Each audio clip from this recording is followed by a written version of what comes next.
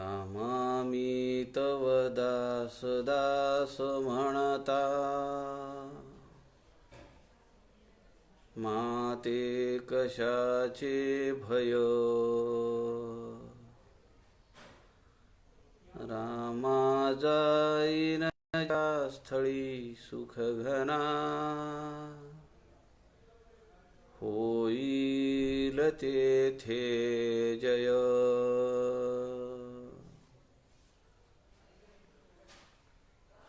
रामाया भुवनात्रयी तुझविणा, नाही दुजा तारक. रामा तू सकलार्थ पूर्ण करीशी, तू तात मी बालक.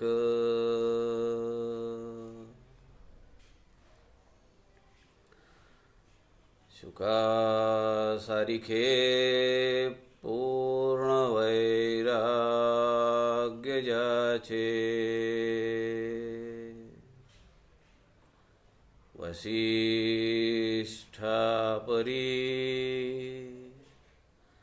ज्ञान योगेश्वराचे.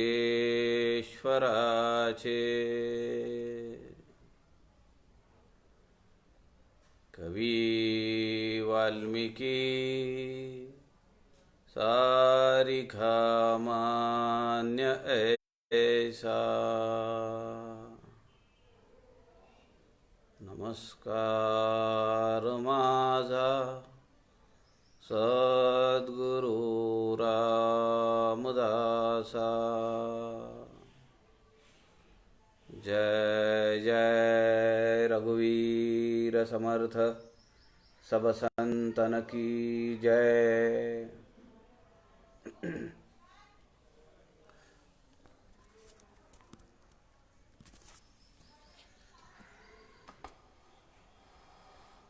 सज्जन हो, नमस्कार.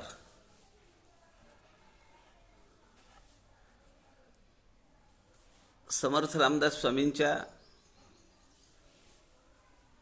लघुकाव्याचा आपण सध्या विचार करतो आहोत.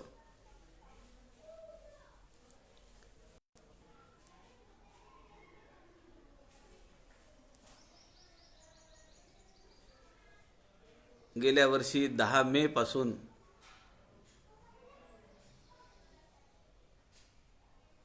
आपण समर्थ वाङ्मयाच्या अभ्यासाचा हा ज्ञानयज्ञ चालवलेला आहे. संत समागम या फेसबुक लाईव्ह पेजचे सूत्रधार आदरणीय प्रवीणजी शास्त्री दिवाकर यांनी आपल्याला हे व्यासपीठ उपलब्ध करून दिलेलं आहे. आपल्यासारखी सगळी जाणकार मंडळी आणि हे व्यासपीठ मला समर्थांच्या अनेकविध वाङ्मयांच्या प्रकाराचा अभ्यास करण्यासाठी चालना देत आहे, प्रेरणा देत आहे, उद्युक्त करत आहे. समर्थांची कृपा आहे. आपल्या सगळ्यांचे हात पाठीवर आहेत आणि प्रवीणजी शास्त्रींनी दिलेलं हे व्यासपीठ आपल्या सगळ्यांना मी धन्यवाद देतो. जवळपास 250 निरूपणं या व्यासपीठाच्या माध्यमातून झाली आहेत.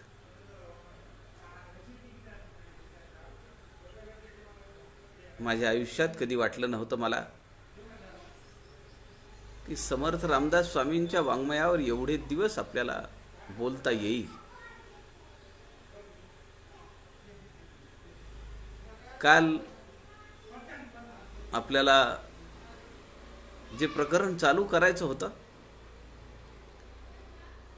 ते नेटच्या मोबाईल डाटाच्या प्रॉब्लेममुळे झालं नाही. मला असं वाटतं की समर्थांचीच योजना असेल. आज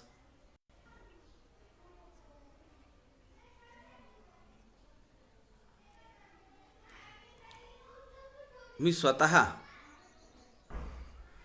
हे प्रकरण तुम्हाला सांगण्याच्या अगोदर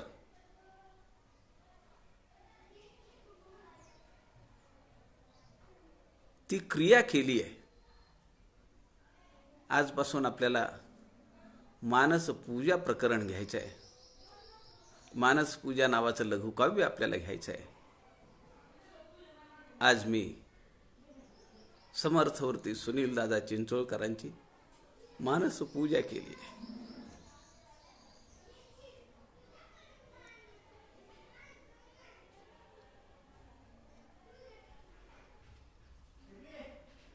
सुनील दादांनी कधी कुणाकडनं पाद्यपूजा करून नाही घेतली.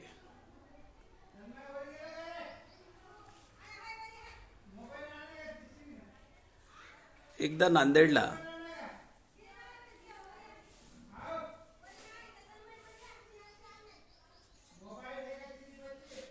सुनील दादा चिंचोळकर आले. माडेकर काकूंकडे मी त्यांना घेऊन गेलो. माडेकर काकूंनी मला सांगितलं होतं की डॉक्टर तुम्ही येईपर्यंत मी पाद्यपूजेची तयारी करून ठेवते. मी त्यांना घेऊन आलो. माडेकर काकूंकडे बसवलं. माडेकर काकूंनी ताट तांब्या ते ताम्हण सगळं एक एक एक एक वस्तू आणून ठेवायला चालू केल्या. सुनील दादा म्हणाले काय आहे? माडेकर काकू म्हणाल्या मला तुमची पाद्यपूजा करायची आहे. सुनील दादा म्हणाले मी करू देणार नाही. त्या म्हणाल्या नाही मी ठरवलंय.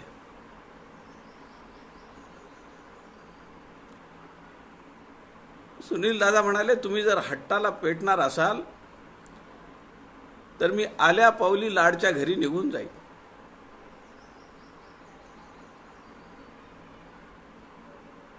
सुनील दादांनी कधी पाद्यपूजा करून घेतली नाही. पण आज त्यांच्या जयंती दिनी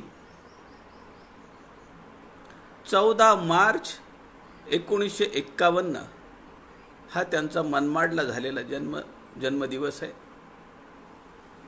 सुनील दादांचे अनंत उपकार आपल्या सगळ्यांवर आहेत.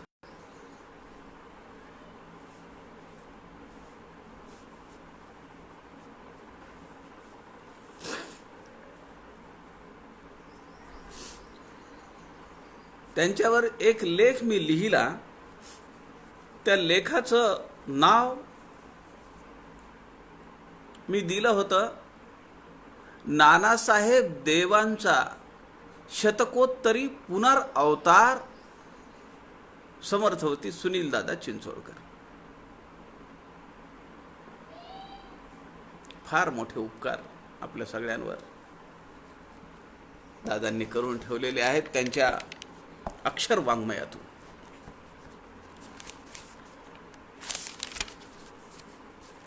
अत्यंतिक आत्ता एक पोस्ट मी आपले महाजन काका आहेत मोरया प्रकाशनचे, त्यांनी फेसबुकवर त्यांचं सगळं चरित्र 4-5 पॅरेग्राफमध्ये टाकले. इथं बसण्यापूर्वी 2 मिनिट अगोदर मी त्यावर लिहिलं तीर्थरूप दादा आपण खऱ्या अर्थाने निर्भयता, विद्वत्ता, निस्पृहता आणि अथक प्रवास या सगळ्या आयामांचे दादाच होता. तुमच्यासारखं व्यक्तिमत्व उभ्या भारतखंडामध्ये समर्थ संप्रदायात दुसरं झालं नाही, सध्याच्या काळात तरी दिसत नाही.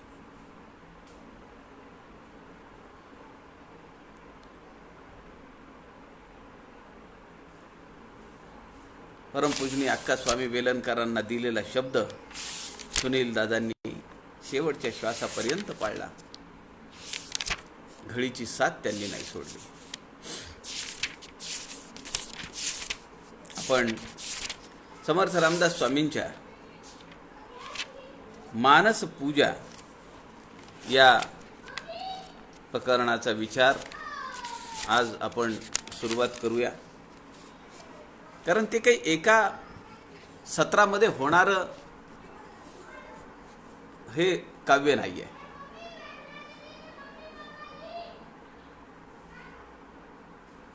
ज्याप्रमाणे आपण पंचोपचार किंवा षोडशोपचार पूजा करतो त्याचप्रमाणे मानस पूजा कशी केली पाहिजे याचा वस्तुपाठ, याचा आदर्श समर्थ रामदास स्वामी आपल्याला या मानस पूजा प्रकरणातून देतात. हे प्रकरण वाचत असताना मला एवढ्या वेळा आश्चर्य वाटलं म्हणून तुम्हाला सांगू.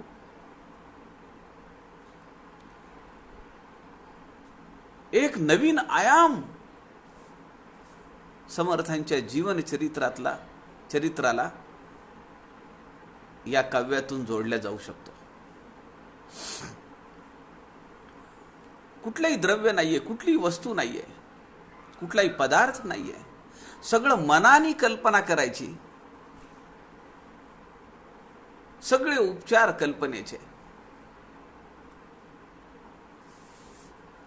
पण हे सगळं करण्यासाठी सज्जन हो, एक महत्वाची गोष्ट लागते. वस्तू लागत नाही, पदार्थ लागत नाही, नैवेद्य लागत नाही, भांडी कुंडी प्रतिमा काही लागत नाही. पण केवळ एक गोष्ट जरूर आहे. चित्ताची पूर्ण एकाग्रता झाल्याशिवाय आपण मानस पूजा करू शकत नाही. चित्ताची एकाग्रता पाहिजे.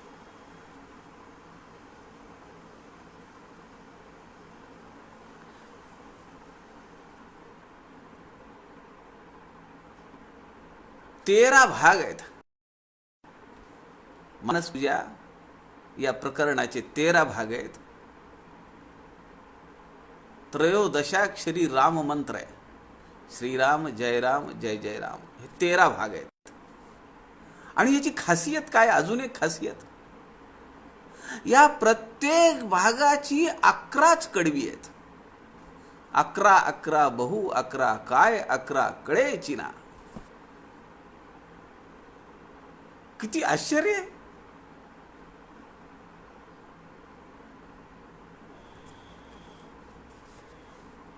अहो ठीक आहे,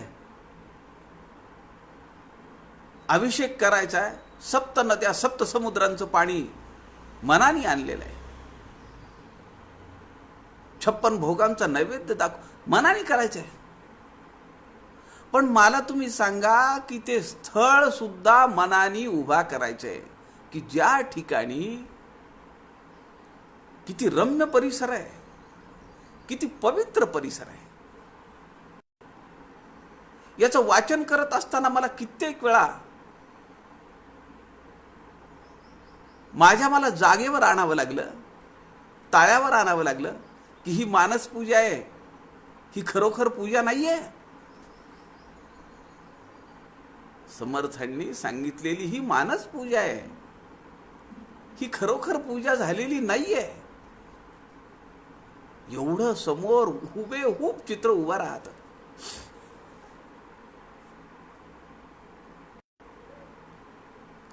पहिला जो भाग आहे त्यात ते स्थान परिसर त्याचं वर्णन आहे, ज्या ठिकाणी हे सगळं तुम्हाला करायचं आहे. दुसरा जो भाग आहे अफलातून आहे सगळं. दुसरा जो भाग आहे तो आहे व्यवस्थापकाचा. मानस पूजा ज्या ठिकाणी करायची आहे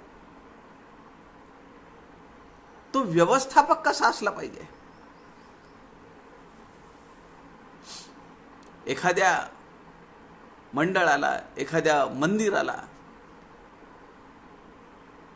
व्यवस्थापक किती आवश्यक आहे आणि त्याच्यात काय काय गुण असले पाहिजेत, त्याच्यात काय काय लक्षणं असली पाहिजेत, याचं वर्णन दुसऱ्या भागामध्ये केलेलं आहे. तिसऱ्या भागामध्ये स्वयंपाकिणींचं वर्णन आहे.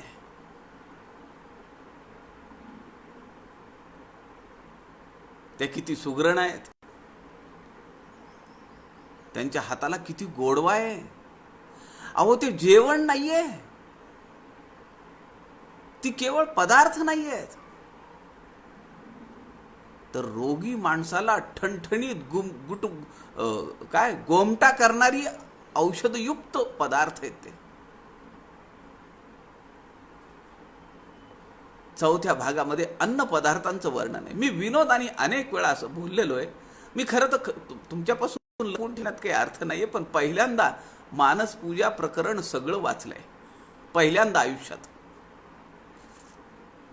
मी काय वाचायचो,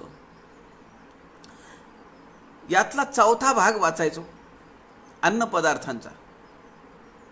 काय कोशिंबिरी, काय भाज्या, काय पापड, किती प्रकार. 350 वर्षापूर्वी खनाळामध्ये राहे सर्वत्राची चिंता वाहे, असा प्रकारे आयुष्याचा अर्ध्यापेक्षा जास्त काळ घालवणारे समर्थ रामदास. मी विनोदनी आता असं म्हणतो की एवढ्या पदार्थांची यादी पाककलेचं पुस्तक घेऊन सुद्धा आजच्या गृहिणीला देता येणार नाही, शक्य नाही. एवढी मोठी यादी आहे. पाचव्या भागामध्ये भांडी कुंडीचं वर्णन आहे. भांडी, पळ्या, चमचे, उलथणे, तामणं, पातेले, घमेले, रांजण. सहाव्या भागामध्ये नाश्त्याचं वर्णन आहे, ते फलाहार आहे. जेवणापूर्वी, जेवणाला वेळ आहे, आता एवढे पदार्थ करायचे म्हणजे काय कमी वेळ लागणार आहे का? म्हणून नाश्ता आहे, तो फलाहार आहे, त्याचं वर्णन आहे. सातव्या भागामध्ये स्वयंपाकाचं वर्णन आहे. आठव्या भागामध्ये पूजा, नैवेद्य, तांबूल, विडा याचं वर्णन आहे.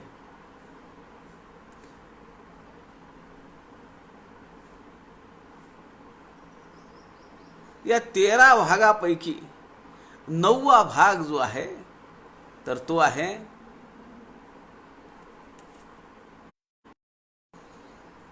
पानं मांडण्याचा.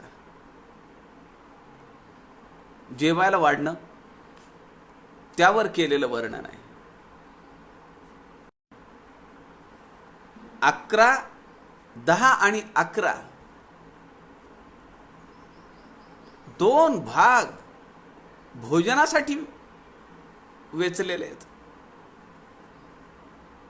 12वा भाग आता असं आहे की एवढे पदार्थ करायचे, उशीर होणार, जेवायला उशीर होणार, जेवण होत आहेत, नाही होत आहेत, आवरणं होत आहे, तोपर्यंत संध्याकाळ झाली. मग सायंपूजा आली, त्याचं वर्णन आहे. सायंपूजा झाली आणि त्यानंतर मग भगवंतासाठी धन्य ते गायनी कळा, गायन वादन याचं वर्णन आहे. 13 भाग मानसपूजा प्रकरणाचे. त्रयोदशाक्षरी मंत्राचा एक एक शब्द आणि त्या एका एका शब्दामध्ये, एका एका भागामध्ये, प्रत्येक भागामध्ये 11 कडव्यांची योजना. ही खासियत आहे, हे वैशिष्ट्य आहे मानसपूजा प्रकरणाचं.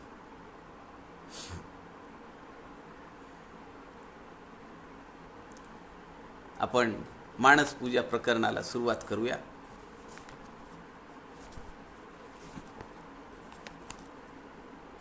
श्रीराम समर्थ.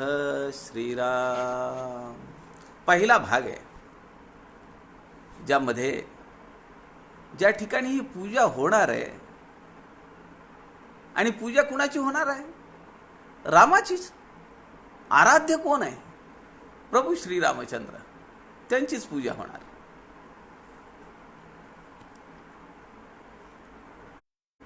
पहिलं प्रकरण आहे, संगीत स्थळे पवित्रे, तिकट्या ओळंबे सूत्रे, निवती विस्तीर्ण स्वतंत्रे, उपसाहित्याची.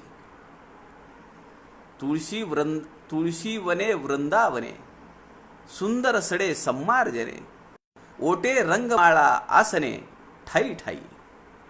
गवाक्षे दिंड्या खिडक्या मोऱ्या, बंग दरबार पाहिऱ्या, सोपे माड्या ओहऱ्या, ठाई ठाई. ध्वज गोपुरे शिखरे, भुयारे तळघरे विवरे, मंडप राजांगणे गोपुरे, दारवंटे ढाळजा. देवालये रंगशिळा, चित्र विचित्र दीपमाळा, पोहिया पादुका निर्मळा, आड बावी पुष्करणी. विशाळ तळी सरोवरे, मध्ये तळपती जळचरे, ब्रह्मकमळे मनोहरे, नाना रंगे विकसती. काय वर्णन आहे! तो रम्य परिसर पहा. आपल्या डोळ्यासमोर ते चित्र उभं राहिलं पाहिजे. हे स्थान कसं आहे? अत्यंत पवित्र आहे. ज्या ठिकाणी अखंड नामस्मरण चालू आहे, भजन चालू आहेत, त्या ठिकाणी आजूबाजूला द्रोणावळी तयार करण्याची झाडं आहेत. तिकट्या म्हणजे द्रोणावळी. ओळंबे सूत्रे, निवती विस्तीर्ण स्वतंत्रे, दोरे, पत्रावळी तयार करण्यासाठी छोट्या चिवट्या, सगळं साहित्य उपलब्ध आहे. निसर्गानेच बहाल केलंय ते. तुळशी वने वृंदावने, अनेक प्रकारची फुलं झाडं आहेत, तुळशीच्या बाग आहेत, खूप मंजुळा आहेत. सुंदर सडे सम्मार्जने, ओटे रंगमाळा आसने, ठाई ठाई. बसण्यासाठी ओटे आहेत. गाईच्या शेणाने मिश्रित केलेलं पाणी आणि गाईचं शेण, असं सगळीकडे सडे टाकलेले आहेत. आणि तिथं ज्या इमारती आहेत, तिथे जी घरं आहेत, त्या घरांना ऐस पैस खिडक्या आहेत. गवाक्षे दिंड्या खिडक्या मोऱ्या, बंक दरबार पाहिऱ्या, सोपे माड्या ओहऱ्या. ओहऱ्या म्हणजे ओहऱ्या. घरात जायच्या अगोदर ओरी बसण्यासाठी. माडी आहे, ठाई ठाई सगळीकडे.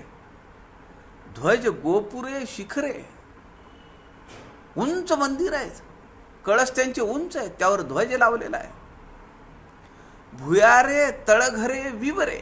आपल्याला माहिती आहे, दक्षिणेमध्ये काही वर्षाखाली कोट्यवधी रुपयांचा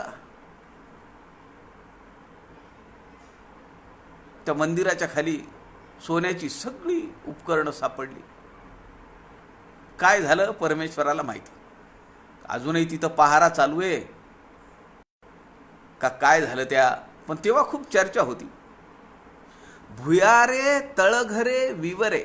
तुम्ही लक्षात घेतलं पाहिजे. मी शोधलं, भुयार कशाला म्हणावं, तळघर कशाला म्हणावं, विवर कशाला म्हणावं. समर्थ रामदासांच्या शब्दांची रचना आपल्या लक्षात आली पाहिजे.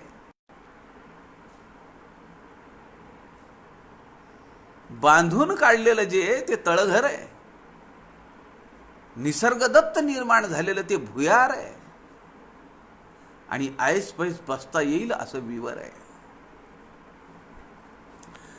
मंडप राजांगणे गोपुरे, दारवंटे ढाळजा. ढाळज माहिती आहे का तुम्हाला? माझी आजोळी ढाळज आहे. म्हणजे आपण वाड्यात शिरल्याबरोबर, अहो काय सांगू तुम्हाला, उन्हाळ्यामध्ये तिथं जर बसलं ना, आहा हा हा, काही फॅनची गरज नाही, पंख्याची गरज नाही, बांधकामच तसं असतं ते, ढाळच. देवालये रंगशिळा, चित्रविचित्र दीपमाळा, पोहिया पादुका निर्मळा. दीपमाळा लावलेल्या आहेत, पायऱ्या आहेत, आड बावी पुष्करणी. आता जसं भुयारे तळघरे विवरे यामध्ये फरक आहे, तसं आड बावी पुष्करणी याच्यामध्ये फरक आहे. बावी म्हणजे विहीर, आड म्हणजे घरामध्ये असलेली छोटी विहीर.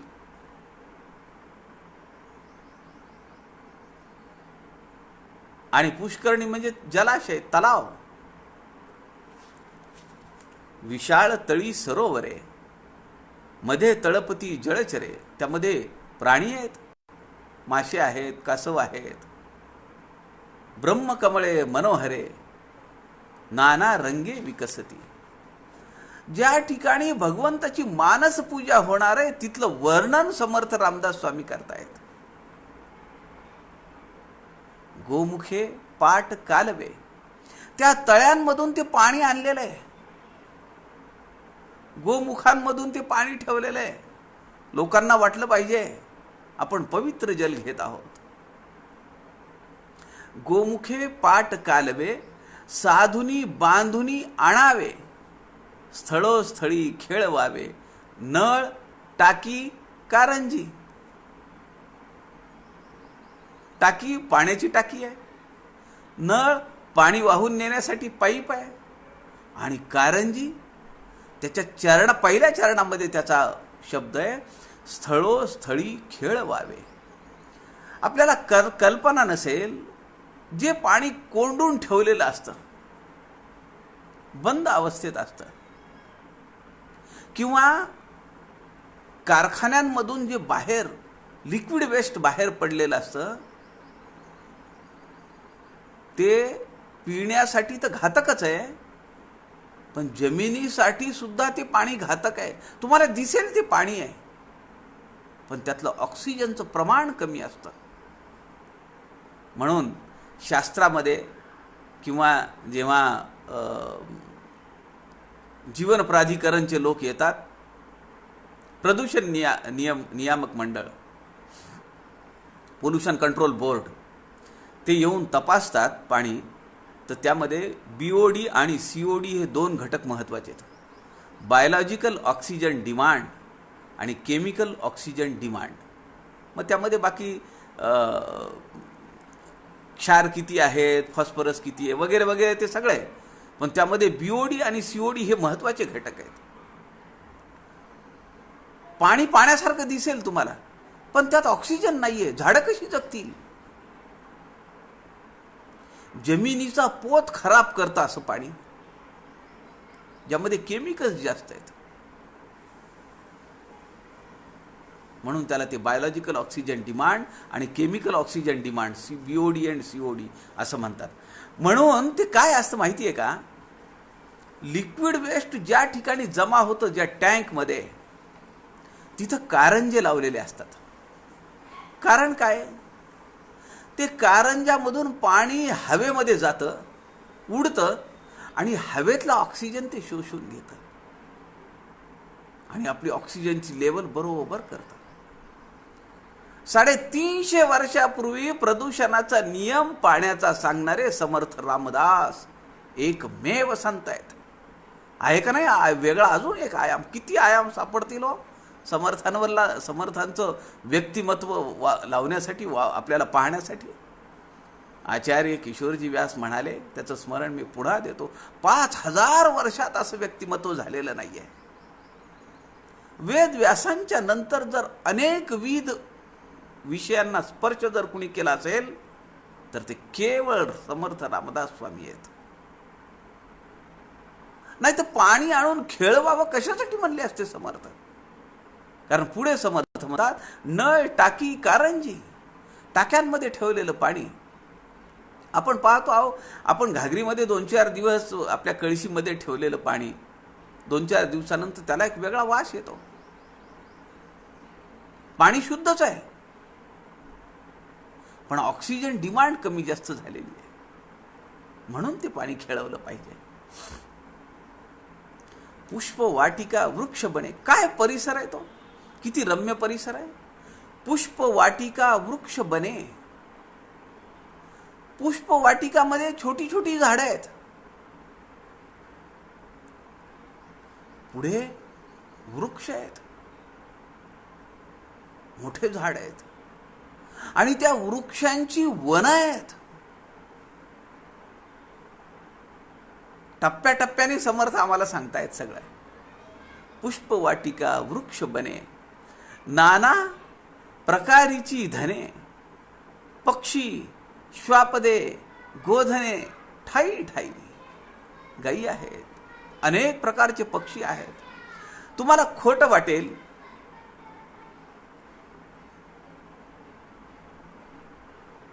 काही महिन्यांपूर्वी तोरणं लावायची आहेत घराला, म्हणून आम्ही ती हिरवी तोरणं लावली.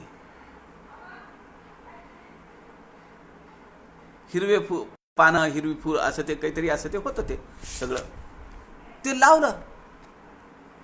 अहो, आश्चर्य वाटायला लागलं मला. दुसऱ्या दिवशी त्या तोरणावर येऊन छोट्या छोट्या चिमण्या बसायला लागल्या. त्यांना वाटलं हे खरंच आहे. जिथं अशा वेली असतात, जिथं अशी छोटी छोटी फुलं असतात, त्या ठिकाणी पक्षी येतातच. मला मोठं आश्चर्य वाटलं. अरे म्हणलं, यांना लक्षात कसं येत नाहीये की हे प्लॅस्टिकचं आहे. पण त्या चिमण्या यायच्या, चू चू चू चू चू चू करायच्या, त्या वेलीवर बसायच्या, त्या तोरणावर बसायच्या. त्यांना वाटायचं आपण खरोखर वेलीवर बसलो काय. पुष्प वाटिका वृक्ष बने, नाना प्रकारीची धने, पक्षी श्वापदे. आता वन आहे म्हणल्यानंतर श्वापदे येणारच. पक्षी श्वापदे गोधने ठाई ठाई. सभा मंडप चित्रशाळा. ज्या ठिकाणी मानस पूजा करायची आहे त्या ठिकाणी काय काय आहे. सभा मंडप चित्रशाळा, स्वयंपाकगृहे भोजनशाळा, डायनिंग हॉल आहे, किचन आहे, ड्रॉइंग रूम आहे. पटकन समजेल ना म्हणून सांगतोय मी. हॉल आहे, काय पेंट हाऊस आहे, काय काय प्रकार आहेत. सामग्री गृहे धर्मशाळा, मठ मठ्या नेटक्या. नाही तर मी बऱ्याच ठिकाणी जातो, मोठं घर असतं, हॉल चकाचक. मग हात धुवायला जायचा किंवा मध्ये झोपण्यासाठी जायचं, आपली व्यवस्था जिथे केलेली असेल, आबा बाबा तिकडे तर काय विचारू नका. ढीकच्या ढीक पडलेले कपड्यांचे. समर्थ म्हणतात एवढं सगळं आहे, पण कसं, जागच्या जागेवर नेटक्या. एकांत गृहे नाट्यशाळा, देवगृहे होमशाळा, यज्ञकुंड आहे, देवघर आहे ऐसपैस. आम्ही शिवतरघडीमध्ये नाटक करतो का नाही, संध्याकाळी 9 ते 10च्या विविध गुणदर्शन कार्यक्रमात, तशी नाट्यशाळा आहे.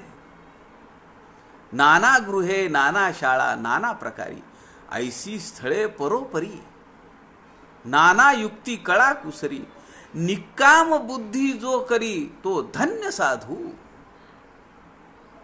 समर्थ म्हणतायत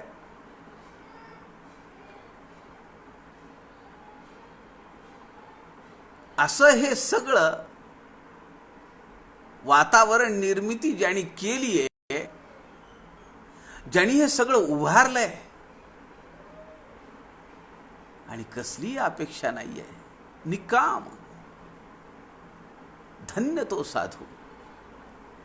इति श्री मानस पूजा मने पूजावे वैकुंठ राजा, साधके अगत्य आत्मकाजा करीत जावी. अशी मानस पूजा साधकांनी स्वहितासाठी, आत्मोन्नतीसाठी केली पाहिजे. स्थळांचं वर्णन आहे.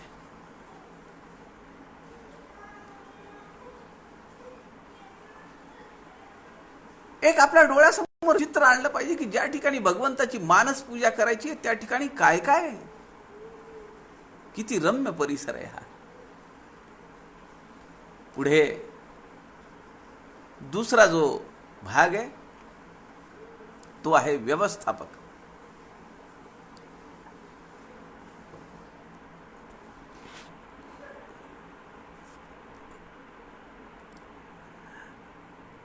हे सगळं बघणारं कोण आहे.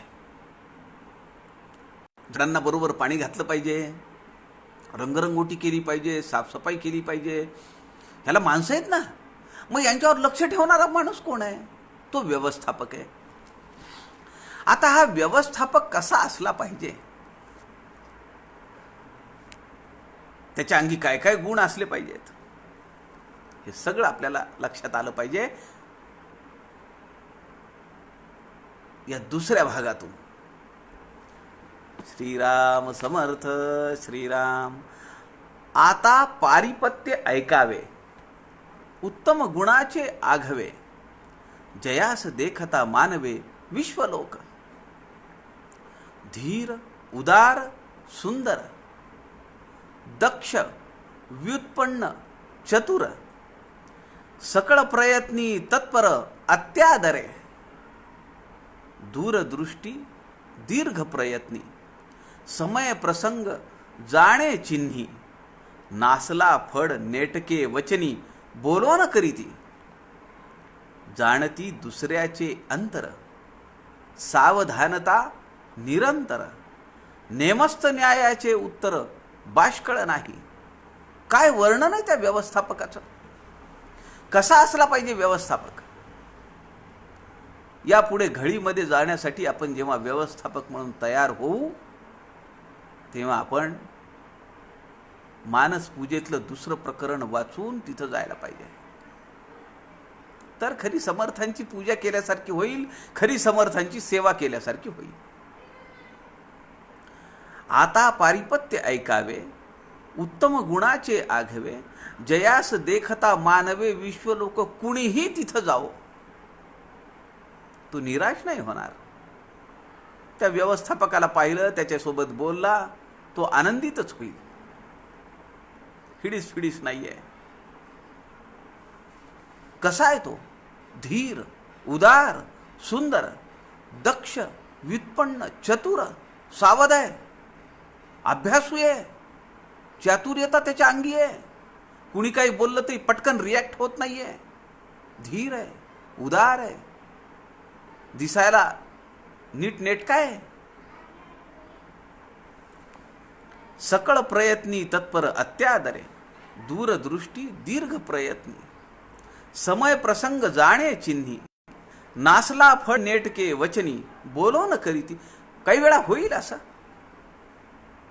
स्वच्छता करणारी माणसं, एखादा नाही आला, दुसऱ्यावर ताण पडला, तो चिडचिड करील, तिसऱ्या माणसाला काहीतरी उद्धटपणे बोलील. पण हा व्यवस्थापक तिथं जातो, त्याची समजूत काढतो. जाणती दुसऱ्याचे अंतर, सावधानता निरंतर, नेमस्त न्यायाचे उत्तर बाष्कळ नाही. फालतू बडबड नाही. तुम्हाला काय अपेक्षित आहे, तुमचा प्रश्न काय आहे, त्याला नेमकं तो उत्तर देतो. मितभाषी आहे, मृदुभाषी आहे.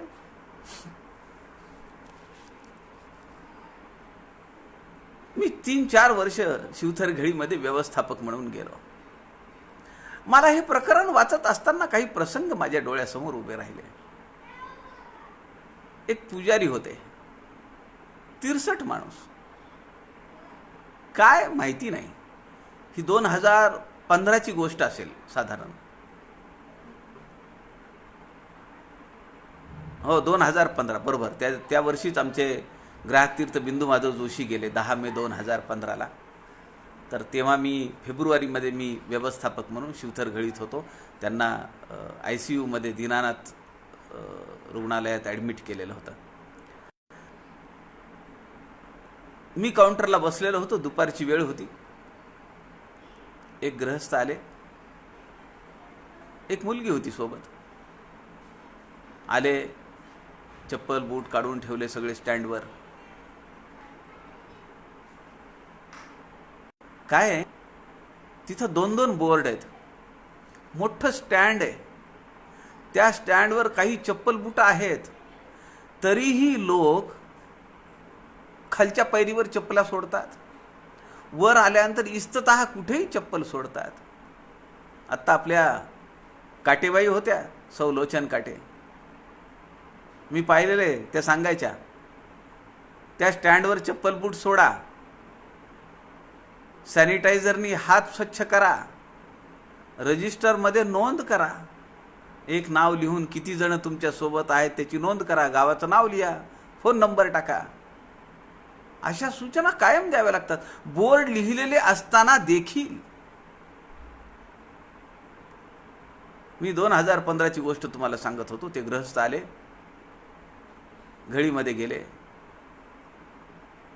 थोड्या वेळाने माझ्याकडे आले. ते म्हणाले, इथं इन्चार्ज कोण आहे? म्हटलं बोला ना, काय काम आहे? ते म्हणाले, नाही मला थोडं बोलायचं होतं त्यांच्याशी. म्हटलं मी इथं मासिक व्यवस्थापक आहे. माझं नाव सांगितलं, विजय लाड. म्हटलं मी नांदेडहून आलो, 1 महिन्यासाठी आमच्याकडे मासिक व्यवस्थापकाची व्यवस्था आहे, अशी रचना आहे. ते म्हणाले, जर तुम्हाला फोटो काढू द्यायचे नसतील तर तुम्ही बोर्ड लावले पाहिजेत. म्हटलं पण आम्ही असं कधीही म्हणत नाही की फोटो कुठे काढू नका. ते म्हणाले, ते मध्ये जे पुजारी बसलेले आहेत ते माझ्या मुलीला अद्वा तद्वा बोलले. म्हणलं काय झालं, कशामुळे? नाही म्हणाले, माझी मुलगी फोटोग्राफर आहे आणि ती फोटो काढत होती, वरून पडणारा पाण्याचा धबधबा त्याचे फोटो काढले, समर्थ रामदास स्वामी, कल्याण स्वामी बसलेले आहेत त्याचे फोटो काढले. तर ते म्हणाले, अंगावर ओरडले ते आमच्यावर, फोटो नाही काढायचे, असं नाही तसं नाही म्हणून. ते माझ्याशी बोलत असताना हे पुजारी बाबा तिकडनं आले. ते गृहस्थ समोरचे म्हणाले, विचारा. म्हणले, मी काही खोटं बोलतोय का यांना? ते म्हणाले, हो, नाही काढायचे तिकडे फोटो. मी म्हणलं, तुम्ही शांततेने घ्या ना, तुम्ही एवढे जोरजोरात का ओरडता? आणि म्हणलं, ठीक आहे, तुम्ही सौम्य भाषेत सांगा, काही फोटो ऑब्जेक्शनेबल घेतले का? काही लोकांना असतं सेल्फी काढायचा नाद असतो. ते म्हणले, अहो असं काही नाही, आम्ही लांबूनच फोटो घेत होतो, समर्थांचा फोटो घेतला, कल्याण स्वामींचा फोटो घेतला. ती फोटोग्राफर असल्यामुळे ती वेगवेगळ्या अँगलने फोटो घेत होती. त्या पुजाऱ्यांना मी शांत केलं, मध्ये बसवलं. मध्ये जा म्हणलं तुम्ही. यांना मी विचारलं, म्हणलं यांना मी सांगितलं, जे ग्रस्त आले होते, म्हणलं जसं मी इथं मासिक व्यवस्थापक 1 महिन्यासाठी आलो तसेच म्हणलं इथं पुजारीसुद्धा बदलत असतात. पण म्हणलं व्यवस्थापक म्हणून मी तुम्हाला सांगतो की आम्ही कुठेही मज्जाव करत नाही फोटो काढण्यासाठी. म्हणलं आपला काय परिचय? ते म्हणाले, मी निवासी उपजिल्हाधिकारी आहे ठाण्याला. आता तुम्ही मला सांगा, निवासी उपजिल्हाधिकारी समर्थांच्या ठिकाणी येतात दर्शन घेण्यासाठी, त्यांची मुलगी फोटो काढतीये. अहो हा आपल्यासाठी बहुमान नाही आहे का? तिरसटपणाने लोकांच्या अंगावर ओरडणं, शिस्तीचा विनाकारण बडगा दाखवणं कशासाठी करायचंय? मी त्यांना आपल्या अभ्यागत कक्षामध्ये बसवलं, पाणी आणायला लावलं पोरांना, पाणी पिलं त्यांनी. चहा वगैरे काही घ्यायचं आहे का म्हणलं. त्यांना मी एक पुस्तक आणि श्रीफळ अशी मी भेट दिली. सज्जनो, काय इम्पॅक्ट त्या माणसावर पडला असेल तुम्ही मला सांगा. जसे पुजारी 63 तसे व्यवस्थापकही 63. शिवथरघडीची 5 वर्ष 2014 ते 2019 अत्यंतिक वाईट परिस्थितीत गेलेली आहेत. आणि आता जी नवीन कमिटी आलेली आहे, नवीन समिती आलेली आहे शिवथरघडीला, ती या प्रकरणाप्रमाणे काम करणारी आहे.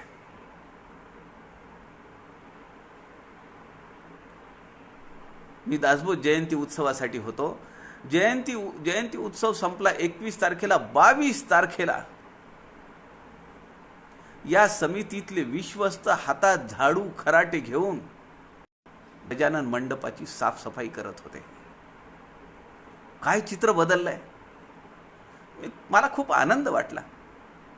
मी म्हणालो, जे 5 वर्षात गमावल्या गेलं ते एका वर्षात तुम्ही लोक परमवैभवाला पुन्हा शिवथरघडीला घेऊन जाल.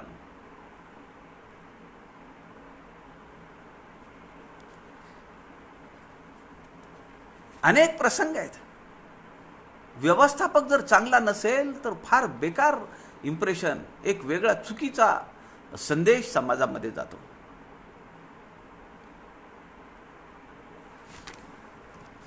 व्यवस्थापकाच्या नावाने असंच झालं. एकदा एक गृहस्थ आले. मी असाच काउंटरला बसलेलो होतो, व्यवस्थापक म्हणून होतो. ते आले, दर्शनाला गेले आणि आल्याबरोबर ते म्हणाले, मी मागच्या महिन्यात आलो होतो, 500 रुपयांची मी देणगी दिली होती. काहीतरी निमित्त होता, प्रसंगानुरूप त्यांनी काहीतरी ती देणगी दिली असेल अन्नदानासाठी. आणि शिवथरघडीमधली पद्धत आहे की जिकडे खिचडी वाटप होत आहे त्या ठिकाणी एक बोर्ड लावलेला आहे,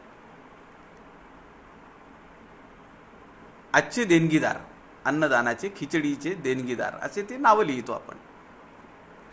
त्यामध्ये ते नाव नव्हतं. ते आले आणि म्हणाले, नाव नाही आहे त्यात. मी म्हणलं, कधी आला, कधी भरले पैसे तुम्ही? ते म्हणाले, मागच्या महिन्यात आलो होतो. आता मागच्या महिन्यात मी काही व्यवस्थापक नव्हतो.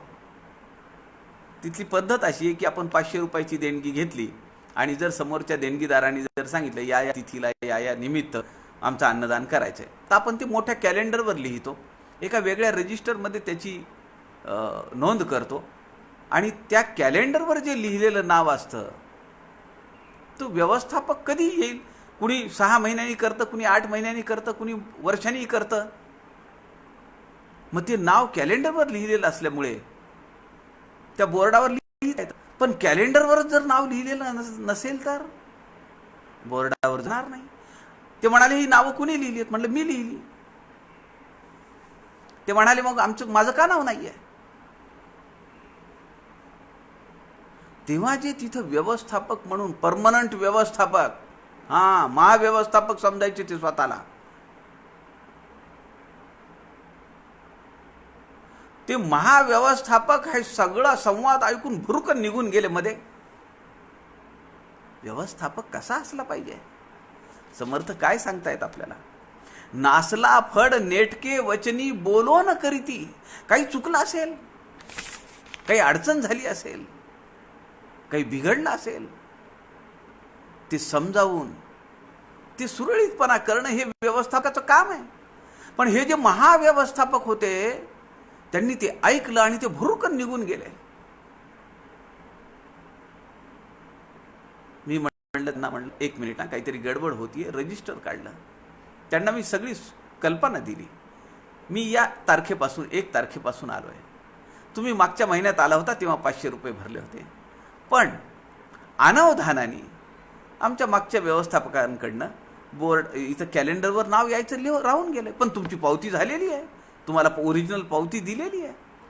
चुकून राहिलंय नाव, ते मी आत्ता लिहितो. त्यांना प्रसाद दिला. शिवथरघडीची माहिती पुस्तिका 10 रुपयाची भेट दिली. माणूस खुश. काय लागतं? असे अनेक प्रसंग आहेत. शिवथरघडीमध्ये आपल्याला अशा घटना खूप आहेत. व्यवस्थापक म्हणून कसं असलं पाहिजे.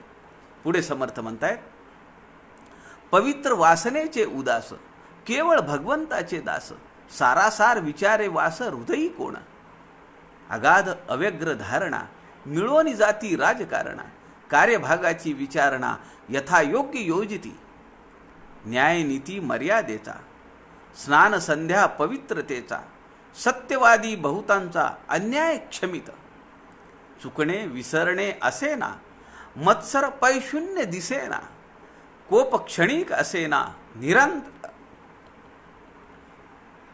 हरिकथा निरूपण, तेथे प्रेमळ अंतःकरण, पाहो जाता उत्तम लक्षण, सकळ असे, ऐशा प्रकारचे पारिपत्य, करू जाणती सकळ कृत्य, धन्य धन्य कृतकृत्य निकामतेने, ऐसे भले परमार्थी, श्रवण मनन अर्थार्थी, जे परलोकीचे स्वार्थी, परोपकारी.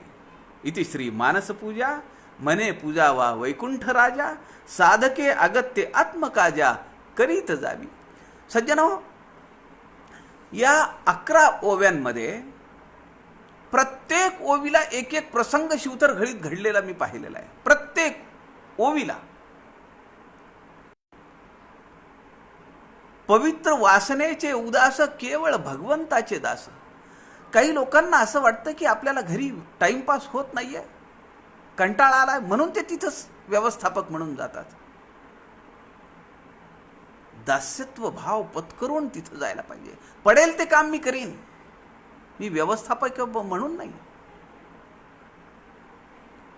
आला नाही माणूस, खराटा मारणारा माणूस आला नाही म्हणून आपण तसाच कचरा ठेवायचा का? खिचडी वाढणारा माणूस आला नाही, प्रसाद वाटप नाही करायचं का? कुणाला तरी बसवायचं, थोडा वेळ आपण बसायचं. कार्यभागाची विचारणा यथायोग्य योजिती, चुकणे विसरणे असेना, मत्सर पैशून्य दिसेना, कोप क्षणिक असेना, निरंतर. तो कधी चिडत नाही, कधी रागावत नाही, कधी दुरुत्तर करत नाही. हरिकथा निरूपण, तेथे प्रेमळ अंतःकरण, पाहो जाता उत्तम लक्षण, सकळ असे, ऐशा प्रकारचे पारिपत्य, करू जाणती सकळ कृत्य. अहो, इथे लिहिलंय हरिकथा निरूपण, तेथे प्रेमळ अंतःकरण. असे काही व्यवस्थापक आहेत. उपासना चालू आहे मध्ये कल्याण मंडपात, आणि बाहेर बसून सेवेकऱ्यांसोबत जोरजोरात चर्चा करत असतील की ज्याचा व्यत्यय उपासना जे करतायत त्यांना होईल, एवढ्या मोठ्या जोरात आवाजात बोलतात. आपलं आद्य कर्तव्य काय आहे? कशासाठी आपण गेलो तिथं? गप्पा मारण्यासाठी? उकाळ्या पाकळ्या काढण्यासाठी?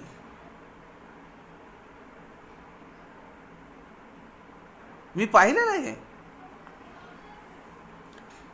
ऐसे भले परमार्थी, श्रवण मनन अर्थार्थी. अर्थार्थी म्हणजे इथं पैशाचा संबंध नाहीये. आजच मला अशी माहिती समजली, जे फार कमी वयामध्ये, कमी वेळामध्ये समर्थ संप्रदायात पुढे आले, चमकतायत, असे एक निरूपणकार आहेत. समर्थ रामदास स्वामींनी त्यांच्या वाङ्मयात किती ठिकाणी सांगितलंय त्याची गंती सोडून द्या हो. दासबोधामध्ये, केवळ दासबोधामध्ये 11 ठिकाणी सांगितलंय, पैसे घेऊन काम करू नका, भगवंताचं काम करू नका, मोले कीर्तन करू नये, मोल यात्रा करू नये.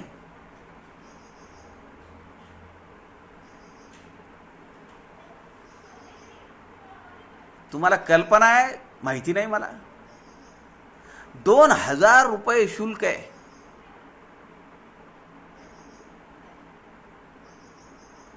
श्लोकावर निरूपण होईल अर्धा तास. अर्धा तास सभा आहे सगळी ती, त्यामध्ये श्लोकावरचं निरूपण आहे. ते किती मिनिटाचं माहिती नाही. खाली काय लिहिलंय? बसण्यासाठी बाकडे आहेत आणि AC हॉल आहे, चहा नाश्त्याची व्यवस्था आहे. 3 दिवसाचा हे ज्ञान यज्ञ आहे. आणि शुल्क किती आहे? 2000 रुपये. बापरे, समर्थ कशी कुबडी घालतील पाठीत. मग मात्र समजेल सगळं काय ते. काय असला धंदा करावा? विद्वत्ता विकण्यासाठी दिलेली आहे का? या सगळ्या पार्श्वभूमीवर समर्थ होते सुनील दादा चिंचोळकर हिमालयासारखे उत्तुंग आहेत.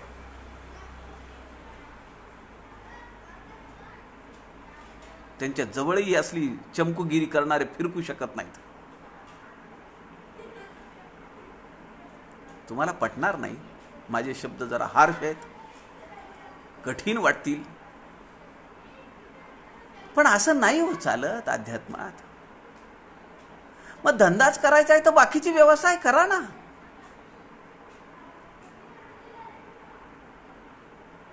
बरं, खुशीनं दिलं तर तो भाग वेगळा आहे. तुम्ही जर त्याचे चार्जेस म्हणून लावणार असाल, कुठं फेडाल ही पाप?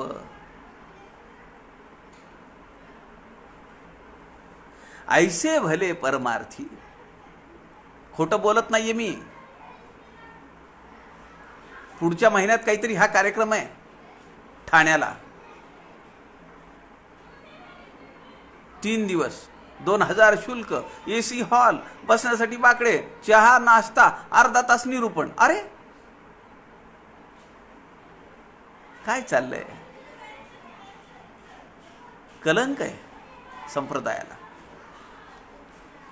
बघून घेते समर्थ आपल्याला काय त्याच्याशी, पण तळमळ वाटते, कळकळ वाटते, म्हणून बोला वाटतं. कुणाशी बोलणार? परक्याला थोडंच बोलता येत असं. तुम्ही आपलीच माणसं आहात ना. ऐसे भले परमार्थी, श्रवण मनन अर्थार्थी, जे परलोकीचे स्वार्थी, परोपकारी. इति श्री मानस पूजा. मने पूजावे वैकुंठ राजा, साधके अगत्य आत्मकाजा, करीत जावी. ज्यांना ज्यांना शिवथर घळीमध्ये जायचंय त्यांनी हे प्रकरण वाचायचं. मोठेपणा म्हणून सांगत नाही, पण दासबोध सखोल अभ्यास या उपक्रमाचं महत्त्व इतरांना आहे. जी मंडळी दासाची, जी मंडळी शिवथर घळीत व्यवस्थापक म्हणून गेली आहेत, त्यांनी त्यांचं कार्य ललामभूत असं केलेलं आहे. कोनप काकांनी मला सांगितलं, श्रीराम सबनीसांनी सांगितलं.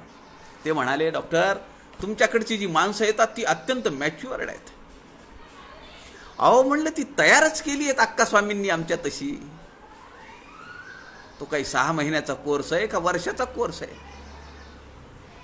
अहो आयुष्यात माणूस शिकतो किती? PhDची 3 वर्षे शिकतो.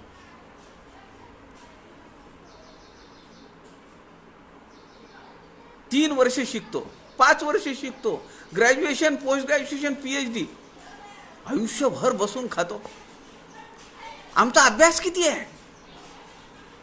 दासबोध सखोल अभ्यास 5 ते 6 वर्ष. समीक्षण करणार 6 ते 7 वर्ष. दासचा पुरवणी अभ्यास करणार 10 वर्ष. लावा बेरीज. माणूस घडणार नाही तर काय होईल? एक एक माणिक मोती आहे दासचा. म्हणून मला होनप काका म्हणतात, लाड, तुमच्या उपक्रमातली माणसं घळीवर व्यवस्थापक म्हणून येतील हे पहा. सज्जन हो, समर्थांनी त्यांच्या रूपाने आपल्या पाठीवर दिलेली ही शाबासकी आहे. काय सांगायचं याच्यापेक्षा वेगळं? मानस पूजा प्रकरणातली पुढची प्रकरणं, पुढची काव्य उद्या दुपारी 3 वाजताच्या सत्रामध्ये आपण पाहूया. आपल्या सगळ्यांच्या हृदयस्थ परमेश्वरास अभिवादन करतो. समर्थ होती सुनील दादांच्या जयंती दिनी त्यांनाही नमन करतो. झालेली सेवा समर्थांच्या चरणी अर्पण करतो. जय जय रघुवीर समर्थ।